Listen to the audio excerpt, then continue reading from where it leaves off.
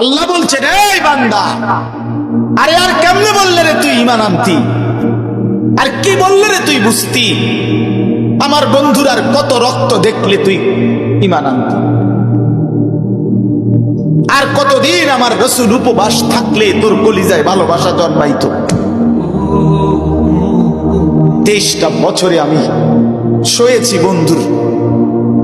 নবী সাল্লাল্লাহু আলাইহি ওয়াসাল্লাম তায়েফের ময়দানে যখন পাথরের আঘাতে রক্তাক্ত, সারা দেহ রঞ্জিত, হযরতে যায়েদ ইবনে হারেসা নবীজির পালক পুত্র সাথে ছিলেন। উনি বলেন, পায়ে রাসূলুল্লাহর শরীরের রক্তে পায়ের জুতা মোবারক জমাট বাইধা গেছে।